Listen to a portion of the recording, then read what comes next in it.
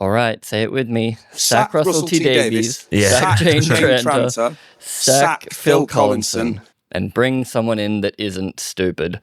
We're going to go immediately into spoilers because there's no point hiding it. Russell's posting it everywhere. Even Russell doesn't really give a shit what happened in this episode. The episode doesn't care. Yeah. Because this is 2 episodes stuck together. This is 35 minutes of wrapping up all the loose ends and then 30 minutes of the Doctor regenerating into Billie Piper. Because Doctor Who's dead and they need to bring back someone to try to revive it. I feel like I'm in a slightly off-center world. 1 degree out. Yeah, 1 degree out where now Billie Piper is maybe the Doctor and Russell T. Davies doesn't know how to write Doctor Who, seemingly. 100% creatively bankrupt. Yeah, Billie Piper is potentially the Doctor. There seems to be a lot of people huffing copium because it says introducing Billie Piper, but not as the Doctor. Yes, they've left themselves wiggle room because they don't know if the series has been renewed by the BBC, let alone Disney+, because Disney has not said anything and will not say anything until the episode aired. And considering it sucked, I doubt they'll be back. So basically, Billie signed on to be a face that appears, basically. She hasn't signed on to be the Doctor because that would be some kind of contractual obligation.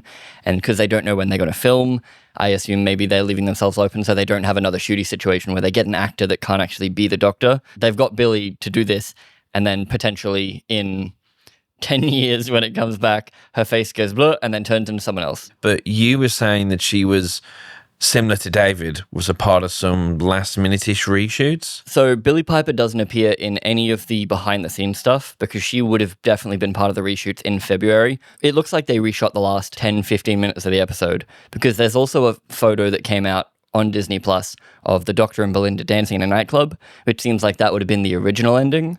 And then instead they've decided to change that to be this. And they also got JODIE to come back as well. So much of this was shot in its little echo chamber. Like when we were watching David Tennant's first episode, they were filming the first episode of season 2 with Belinda. Yes. So then that means when we were watching all this was happening a year ago. I'm really interested in the behind the scenes.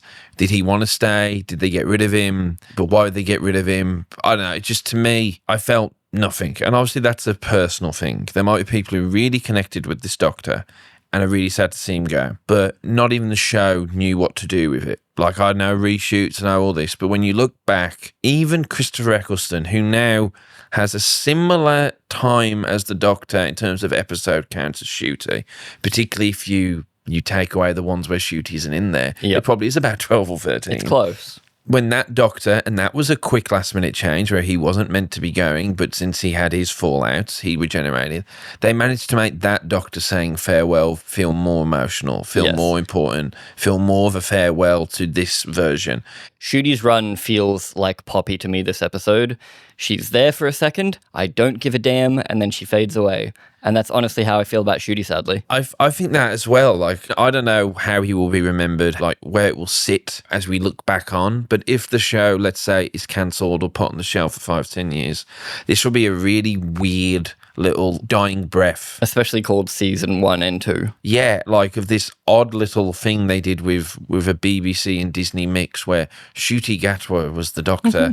We say farewell to a Doctor we barely knew, who barely was in his outfit, who barely had any kind of iconography, be it audible or visual iconography. And it ends with him looking out at his one Christmas special and that being it. And I just couldn't believe it when I was watching it. I was like, I barely know you. Very funny that they brought Joy to the World back into it, but it is very, very bad. Like, the episode as a whole was messy, and it felt like 2 different episodes crammed together. They attempt to do something by having everyone in unit stand there and be like, oh, Doctor, we love you. And it's just like a bunch of people, and they're like, oh, Doctor, it's okay that you can't have children. We are your children. I guess we just have to go from the start. It's right where we left off. He's falling. Oh, no. However, will we Deus Ex Machina ourselves out of this one? Anita's here, the companion who should have been. And then Nirvani has, oh, of course he has a magic door. Anita in that scene does what she does the whole episode and is a complete waste. She opens a door. That's our whole fucking thing. I guess the Time Hotel doesn't have door stops. Apparently not, because every time she's even mentioned, the Doctor will just shout out to her, I need you to stay there. Keep that door open. Keep the real time flowing, honey. And Anita's one line is just a variation of, I work at a hotel.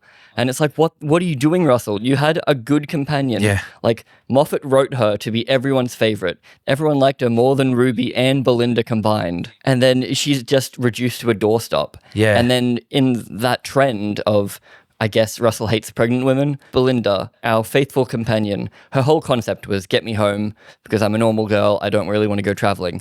But then they decide in this episode that she's a mum now. They retconned it in the episode. They retconned her entire character to be she is mum. Like, all you're good for is just to be a mum now. Yeah. And it's like she had so much potential. She had, I guess, maternal caring energy as a nurse, but he's just like grabbed her and shoved her in a box for the whole episode. I really liked Belinda at the get-go. And then just slowly he just chipped away at her and just made her worse and worse. Like Until with literally, Martha. this is worse than Martha. Yeah. At least Martha got to be in her own finale, whereas Belinda is just in a box. And Martha also at least is in some of the best Doctor Who stories. Yes. It made me so actually frustrated. Oh, yeah, because, I mentioned I'm a teacher. It's like seeing a student can do really well, just phone it in with a C- or a D. You're like, mate, I know you can do better. Yeah. I've seen you do better. So with this, it's not like I'm annoyed at him. I'm just very disappointed. I'm confused and sad, and it's turning into anger. So the Doctor gets Deus Ex Machina through a magic time door, which isn't meant to be how it works. Like, it's meant to be, Actual any doors. door can become But then a she's thing. got the special key. There was a door there, so like they could have just made it so that the door stayed but there. the ledge, yeah. But instead, we had to get the magic door drawn out of nowhere. They had so much to wrap up in the episode. We were thinking it might be okay. He has an hour and 5 minutes to wrap up everything. But Russell in his brain was like, what if I wrapped it all up in 30 minutes and I did it by just saying words? Because everything is wrapped up by like a sentence or two. I mean, maybe they didn't know with the reshoots that this was Shu's last story. Forgetting the behind-the-scenes stuff. As an episode, this is now Ncuti Gatwa's last story as being the Doctor. It doesn't put him in what is meant to be his outfit. And I know I've hit this outfit point a lot, but it really annoys me because it's like it's Superman not having the outfit on, it's Batman not having the cowl on. It's his outfit, and you don't put him in it. It is a cool outfit, and I do think it suits him as a character, and he gets a bit of his Scottish heritage in there, which he loves. The whole episode kind of feels like a Deus Ex Machina because Russell has decided that at midnight, the day starts again, which wasn't a thing that we established last episode. So that is also established this episode. Yeah, she says that. She opens the door and goes, no, look, it resets. Yeah, and again, it gets explained to us by Anita in one sentence. the hotel's struggling because we're in the year 4000 or something. But the world ends in 2025. And it's like, that is timey-wimey enough to be fine. But then to bring in the concept that the day is just going to keep repeating until the magic is finished. But does that mean that it's always been repeating? So that really does mean every single day over and over, which means the Doctor had only known Poppy for one day. He had only been John Smith for that one day over and over and over. Oh, yeah, because it wasn't established he'd been living that day again and again, because that wasn't a part of the episode. My main question was, how long has he been John Smith? Apparently 1 day. So that means my connection to Poppy, that is already nothing, is even less now. Space Baby's Poppy. Space Baby's Poppy. And the ending of last episode is the Doctor being, well, that's where you're wrong, Rani. Poppy is real. She's my real daughter.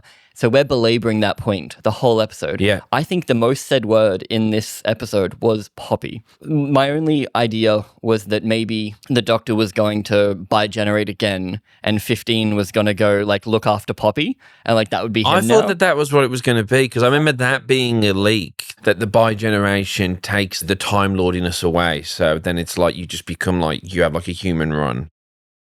Anita needs to keep that door open or you lot will slip back into the wish. And by keeping the door open, everybody remembers, because now they're bringing in the real time. The time just keeps flowing in. Anita, keep that time flowing. Even though that time where all that reality is coming from is an abandoned reality because time ends in 2025. I laughed every time because you cut to a wide and they have that poor actress who plays Anita, who deserves better, standing holding a door. Holding a green screen, probably. He then makes everyone remember, and there's a fancy unit homing device thing that when activated, everybody remembers their unit. Which is so strange if you talk about how a unit was weirdly messaged in Lucky Day. Yeah. How everyone's like, does the unit have too much oversight? The episode basically brought up the question that is like, is Unit actually not a good guy? Yeah. And then just never touched it. And in this episode, they're literally tracking their own employees with neck implants. They all appear back one by one, and it crescendos with Mel, who I can only assume took the lift up in her bike, drives into the top of the building, the main, on the bike. Like, ma'am, you can't take that up there. She's like, I need to make an entrance. Rose comes back. Out of nowhere, literally appears. Because we're told a trans person wouldn't exist. She didn't need to be there because she doesn't contain the plot at all. But they really do. They blame Conrad because Conrad doesn't believe in trans people or can't comprehend them, I believe. But she doesn't even scream, I've got to go find my mum. There's none of that. No, she's child labor. She's ready to work. Yeah. I'm surprised she didn't pull out an Uzi. Once everyone in Unit is back, the Rani is literally sitting up in her tower doing what she does for most of the episode, Fuck like all. saying like plot points that happen, like something happened and then she'll like see it on a display. Basically, they want a big battle because it's a finale. So the Rani obliges by turning on a button, which basically makes all the bone beasts attack Unit. And I had the idea last week that the bone beasts were like a commentary on like a world ruled by dinosaurs, like old-timey thinking. No, they exist because Russell wanted to shoot lasers at them and he wanted it to look cool. Yeah. And it's such a waste of budget because like they don't mean anything. They're nonsensical. It's literally to give Unit something to do. Like last year, they all shot bullets at Sutek and then they faded out of existence. This year, I kept fucking laughing every time they cut to Kate with her big pirate steering wheel.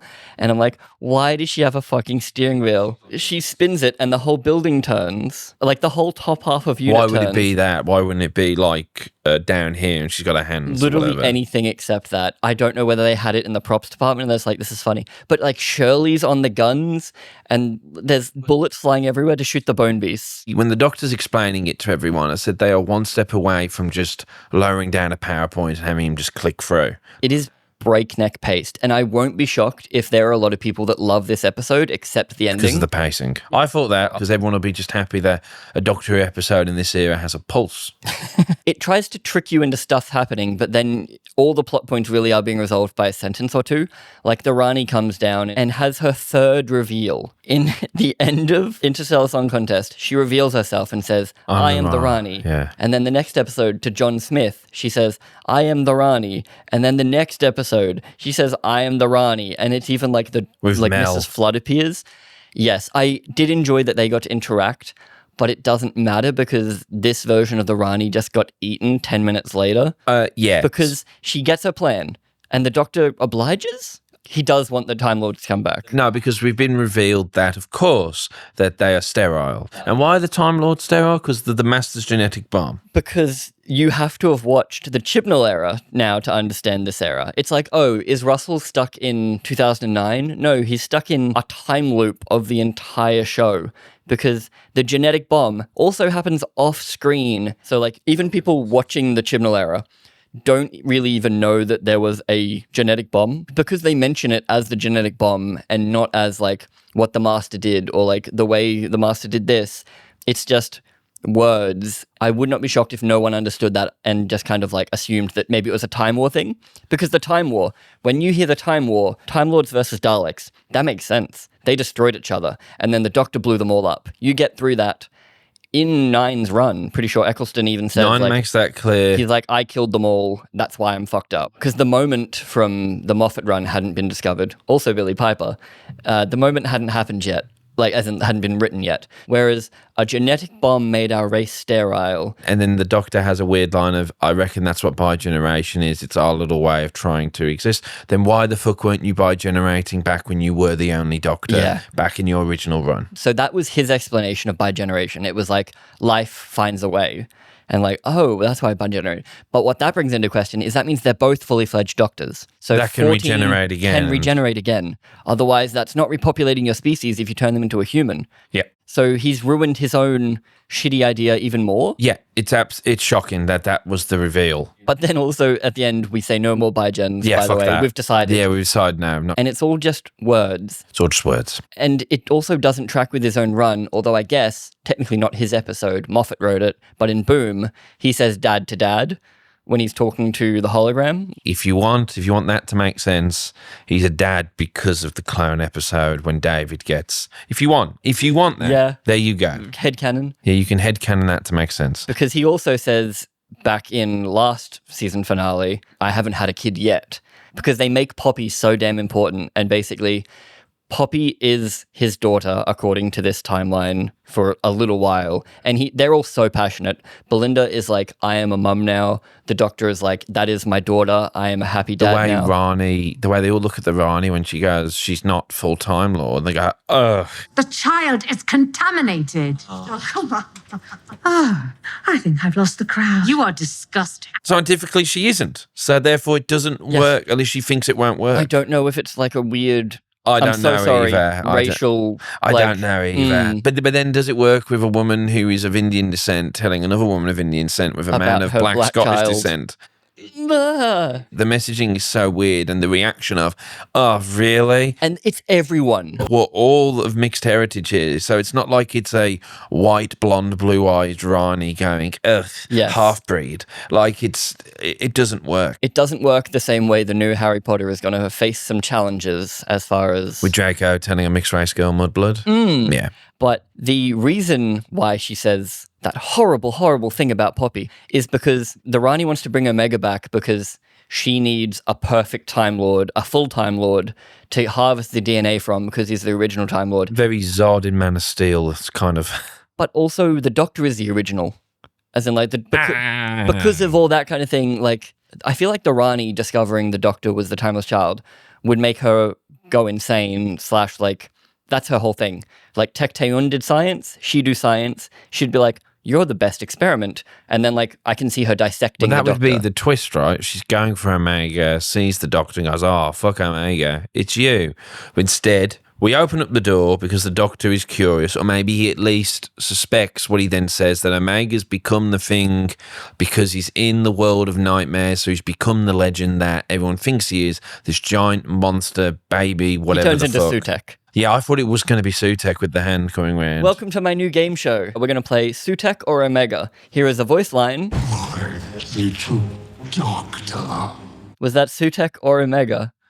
You're wrong, because they sound the fucking same and they're both giant CGIs. There was the leak was that Omega was a giant CGI monster with a claw.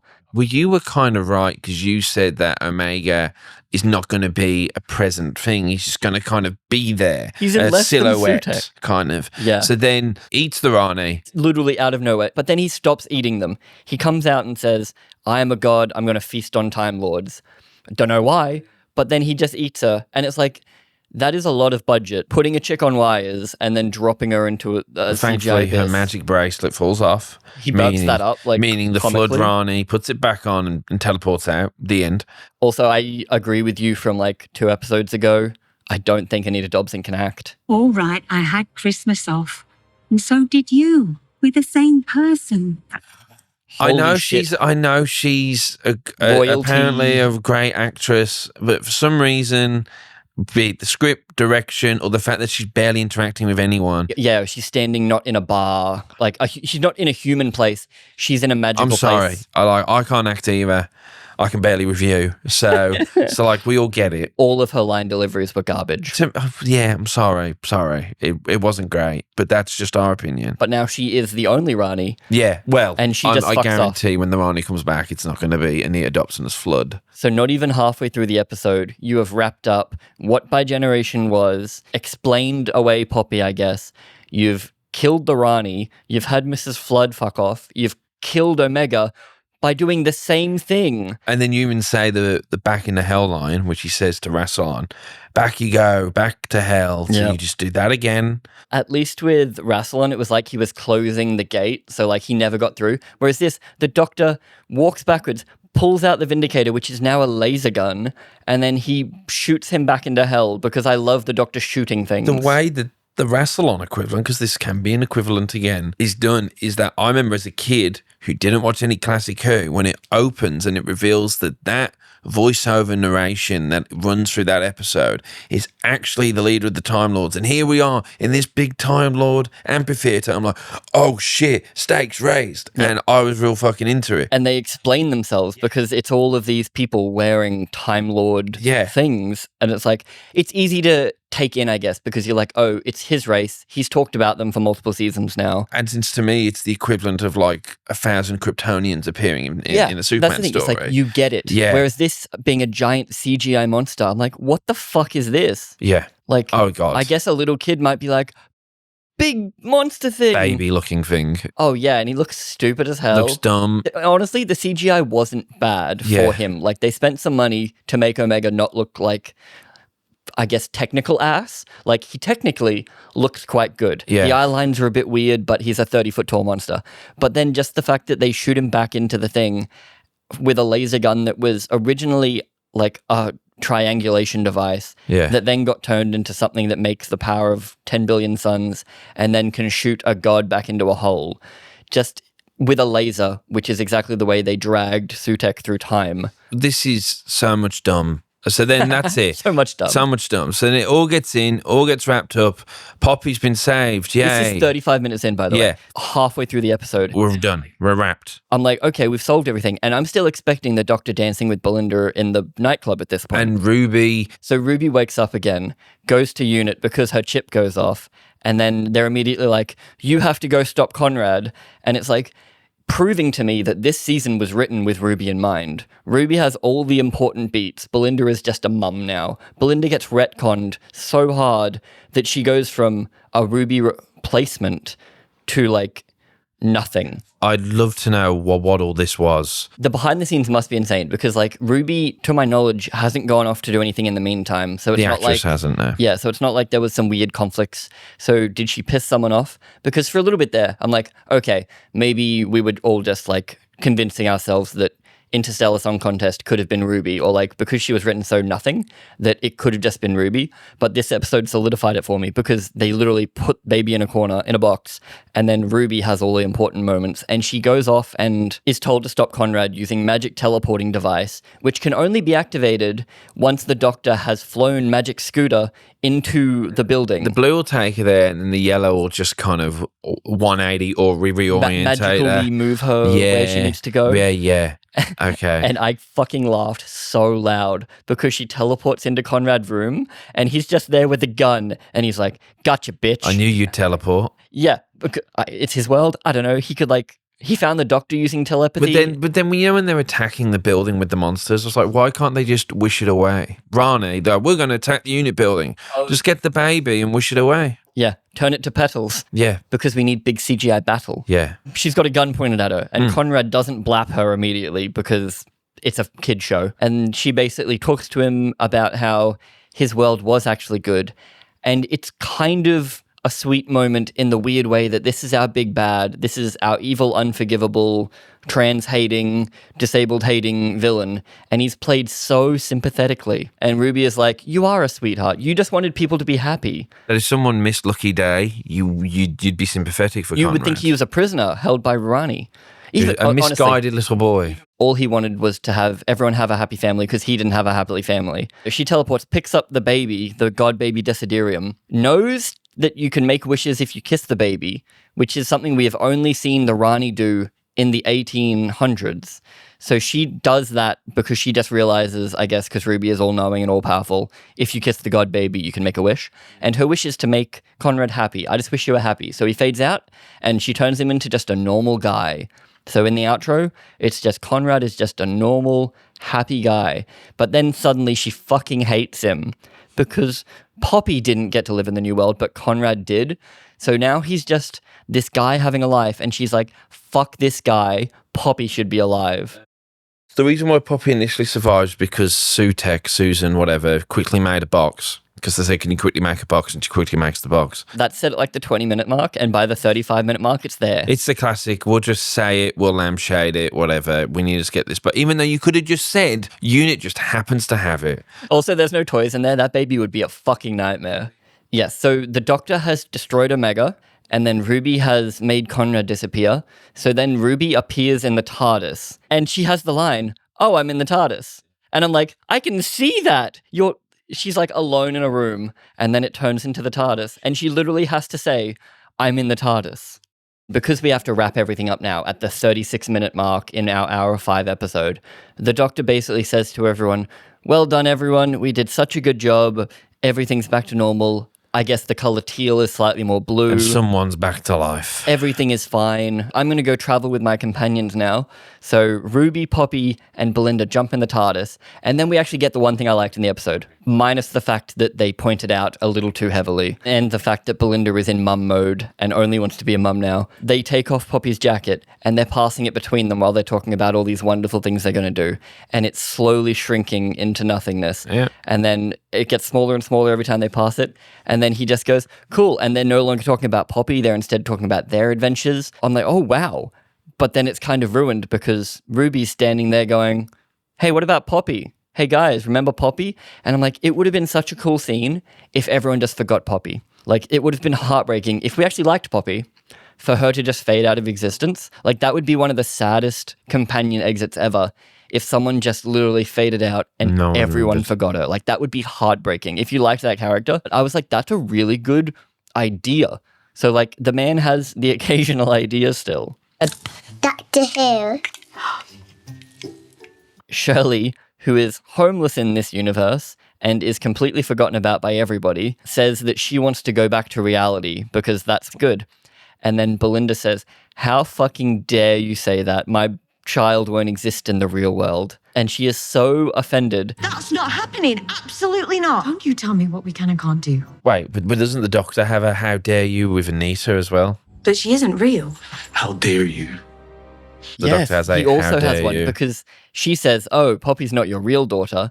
And the Doctor is like, never say that. I've been through the Goblin Halls. He does his little bullshit. I thought because they were hammering Poppy so hard that she would mean something. She would be Susan's mum. Like, that's how they would play it. It would be the Doctor's granddaughter via Poppy. And then Susan would be half human, which means she can't regenerate. Like, I thought they were going to change the law, basically. And then no. There's so many dumb things that I'm forgetting, like Anita's little I got to see you, and the Matt Smith she gets to see is the Stetson wearing Matt Smith. Is Yes, that playing chess back in Good Man Goes to War, I think. wild?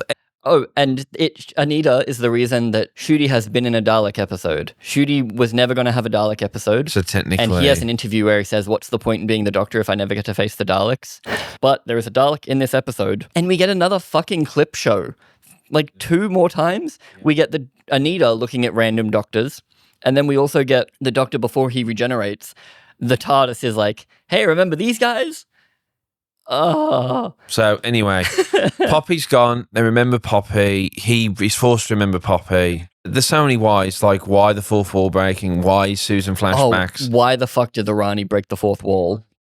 Who cares? Like, clearly he was just having fun, turns out. Turns out he was just having fun. Or he was planting seeds and realised it was pointless. Like, he very early on I've got to do something eventually with a finale. I'll just plant some seeds. And even here, he can't fucking resist. He has Anita goes, the boss. Oh. And he goes, car park in that. Everyone kept asking, is the Rani the boss? And then they're like, oh, was Sutek the boss? And we're like, oh, Sutek isn't the boss, so who's the boss? The master. The boss is someone else. The master's tooth never came into it because we thought maybe the Rani. So the Doctor is going to regenerate. It feels so tacked on. He's in the TARDIS and he's talking about how he was the best Doctor and he's like, he really likes this face. But then out of nowhere, Jodie Whittaker comes back and we get 13 returning. At least in my experience of the Doctor, to be fair to her, I enjoyed her more in that minute of her doing the whole, why would the bigger room be bigger when the concept is meant to be? I was like, that was the Doctor line. That was kind of fun. Like, she's David Tennant on crack, but she does it very well. Like, people have always said the writing is what let her down. People were like, her written by a good writer would have been good. And she proves that again. She hasn't played the Doctor in only 3 years, which is hilarious. She regenerated in summer 2022. 2 years ago, she was the Doctor. They do some fan service for the Yaz and Doctor lovers because the Doctor loves Yaz and she should tell Yaz that she loves her because this is the Doctor that is willing to say, I love you. It's all very similar to my little favourite comic relief, Pete Davidson, Stephen Moffat, David Tennant. But the sad thing about that is that he doesn't get a farewell. Oh, yeah, no. Because there's he no one to doesn't- farewell. He doesn't to. have anyone. All he gets is, because he has no children, everyone in unit says, I've always thought we were kind of your kids. It's a really, really shitty version of everyone gathering around the TARDIS, like the children of the Doctor, where they're like controlling the TARDIS because it needs 8 people, because that was set up and we know and love all of those characters around that console. And the Doctors are walking around being like, wow, this is my family. Whereas in this one, it's an entire room of people, including soldiers and people that he's never said a word to. We barely have any relation to. And they have to shoehorn in JODie because he doesn't even have a Amy equivalent. Yeah. Like Amy and Matt Smith standing there wearing their wigs. I'll always remember you. Like, you were the first face this face saw. Beautiful, heartbreaking moment. This, JODie's like, ha ha ha ha, and then runs away, and the Doctor's like, wakes up in a field. They do what the David thing is. We're going to hold on, have a little farewell. He goes to Belinda's house, and then it is retconned in front of the Doctor's eyes. Yeah. Not that it changes No, not anything. to change anything. Because he's there to see Poppy. He's there to see Poppy, has a little farewell. Oh, yes, all that. And the fact that Poppy was in Space Babies is never really like... It doesn't matter, apparently. They brush it away again as like, oh, it's my memories mixed with your memories, yada, yada. Gross, stupid, And horrible. because we think Poppy's so important, the Doctor gives her a scan because maybe she is still half Time Lord, because he was her father. We've spent this whole episode being like, how dare you say that's not my daughter? And now suddenly she's a random guy's kid and they're separated. But he's a really great dad, I promise. And they made it so that she always wanted to get home, not because she just wanted to get home, but because she wanted to get home for Poppy. It's so retcon in the way that it's literally Russell had another ending. Like, Russell wrote and filmed another ending. And then in February, he had to rewrite it because Shooty bailed. What kind of parent sits down at the Eurovision Song Contest going, oh, I guess Poppy can wait a little bit? Like, it makes that, like, if that was even me wanting to get home to my wife, I wouldn't be able to sit down and enjoy the Eurovision Song Contest. Yeah. I'd be thinking the Doctor's this mad guy who keeps not putting me where I want to be. I'd just keep going, I'm going to stay in the TARDIS and you go solve that little problem. In some fairness, it does make more sense why she was so keen to get back, because her hammering home the whole, I need to get back, it never really made sense how hard she was hammering get me home, because it became her personality, because he hadn't written anything else for her. Yeah. It really was just get me home, get me home, get me home, and then retconned to get me home for my daughter. And it just butchers Belinda. So now you can no longer really watch Belinda. And honestly, this retcon feels like it tarnishes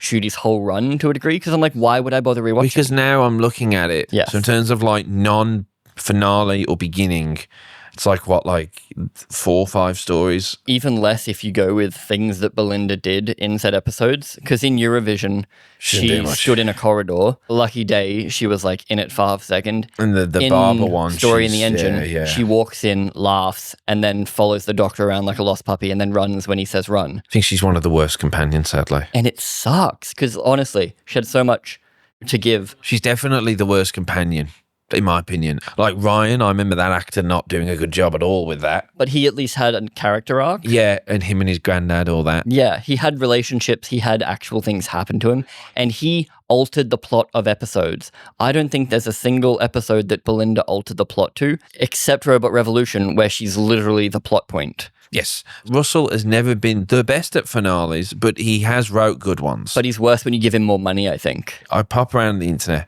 So, like, you know, the Gallifrey Reddit's a bit more brutal, but even the Doctor Who Reddit that tries to be on the positive, you still get like the barely knew this Doctor, really sad that he's gone. So that to them is a really sugarcoated way of going, I had no connection with this Doctor. It's really stupid. He's already gone. Yep. They didn't know who's going to be there with him, who's his special connection. So then they have to have it be he looks out and thinks it's a good idea to regenerate, tipped like half off the edge. I think that's because they didn't want to break the TARDIS set. So they turn off the TARDIS. Yeah. Like he turns it off like that's meant to be sad. A TARDIS we barely know, we've barely been in. A very sterile TARDIS. That we barely spend any time in either. They basically used all of that space to do the one transition for him changing outfits. I can't wait for us to go back and watch those old seasons and feel better. We'll start because soon. I want to talk positively about Doctor Who. But I really am just sad and disappointed because when Shooty was announced, I went, that's a fantastic choice. I thought that's brilliant. And with Russell coming back, he's going to write a cool Doctor. And they didn't do anything. And the fact, you're right, he's not fought the Daleks, he's not fought the Cybermen. Can you beat the Doctor if you haven't fought Daleks? Even that's JODie a very did. good. Even Chibnall's JODie did. one thing going into JODIE's season was he did season 1 of her not doing any recurring monsters. He said, I'm not bringing anyone back because this is going to be a jumping on point. And then he ended up bringing the Daleks back because she stayed on.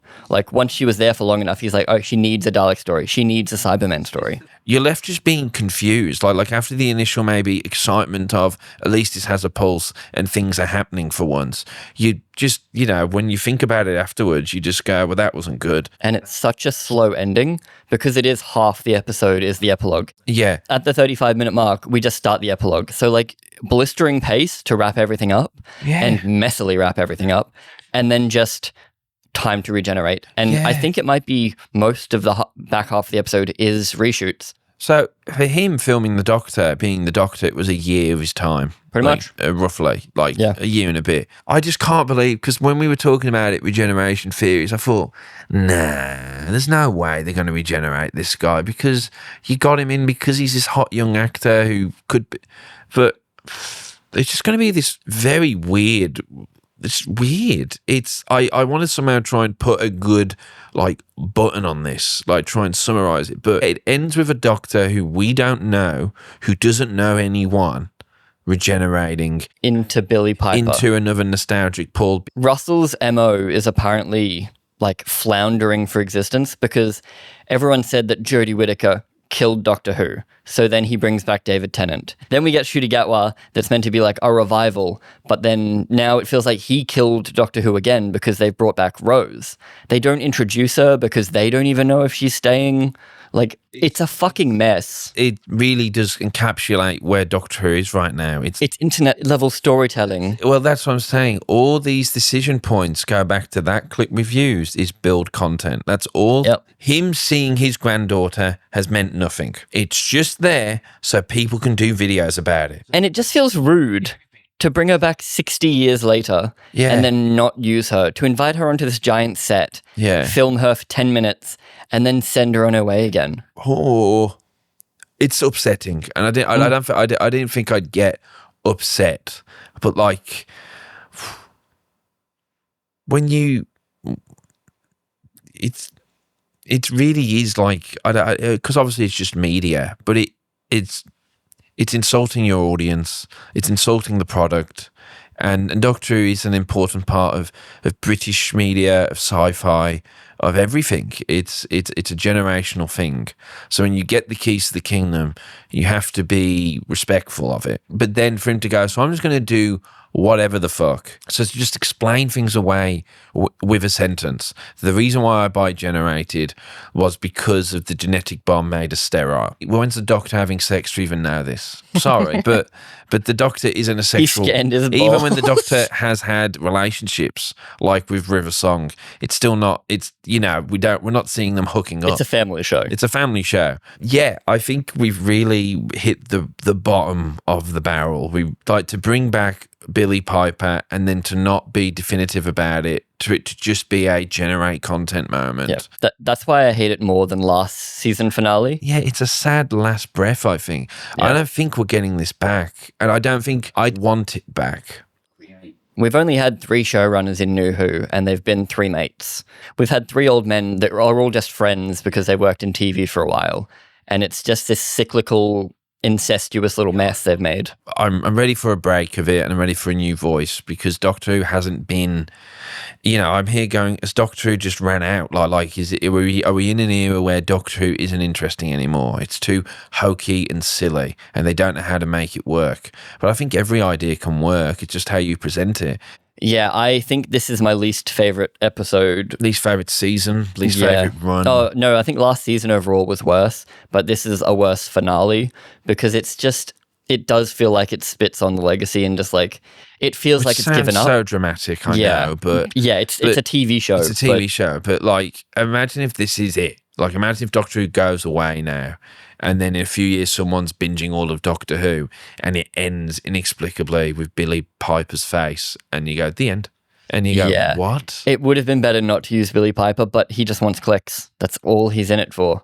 But then, I'm going to spoil the episode in this thumbnail probably because Russell has done nothing but post it. Yeah. Like, you cannot escape this because that's what he's done. He wanted this to be out there. They want content. They just want internet content, which is, I know it's annoyed me on this Sunday morning having to watch this episode, and I know it's just TV, but like, it's annoying to watch something and you actively feel like the people making it don't really care. I'm upset because Shooty has never got a fair go.